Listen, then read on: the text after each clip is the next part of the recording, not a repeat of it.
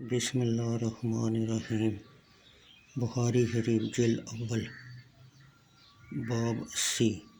جو شخص نبی اکرم صلی اللہ علیہ وسلم کی طرف جھوٹ کی نسبت کرے اس کے گناہ کے متعلق۔ بخاری شریف جلد اول حدیث نمبر 106۔ حضرت علی مرتضیٰ رضی اللہ تعالیٰ عنہ سے روایت ہے، نبی اکرم صلی اللہ علیہ وسلم نے فرمایا، مجھ پر جھوٹ نہ باندھو، کیونکہ جو مجھ پر جھوٹ گڑھے گا وہ ضرور آگ میں داخل کیا جائے گا۔ بخاری شریف جلد اول حدیث نمبر 107۔ حضرت عبداللہ بن زبیر اپنے باپ سے عبداللہ کہتے ہیں، میں نے اپنے والد سے کہا، میں نے آپ کو رسول اللہ صلی اللہ علیہ وسلم سے حدیث بیان کرتے نہیں سنا، جیسا کہ فلاں اور فلاں یعنی عبداللہ بن مسعود حدیث بیان کرتے ہیں۔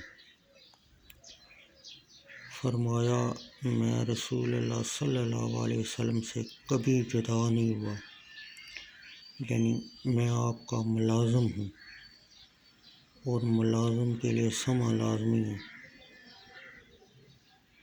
لیکن میں نے آپ کو فرماتے سنا ہے،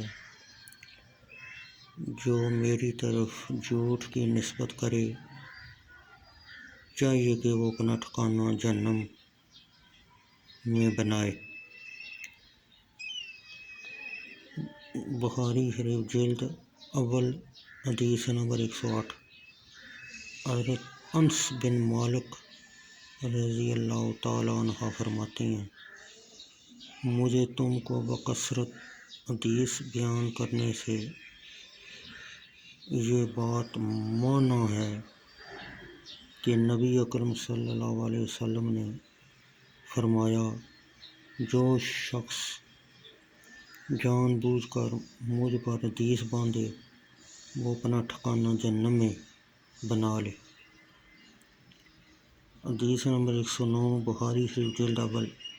حضرت سلمہ بن اکوع رضی اللہ تعالیٰ عنہ سے راوی ہیں، رسول اللہ صلی اللہ علیہ وسلم کو فرماتے سنا، جو میری طرف ایسی بات کی نسبت کر لے جو میں نے نہیں کہی وہ اپنا ٹھکانہ دوزخ میں بنائے۔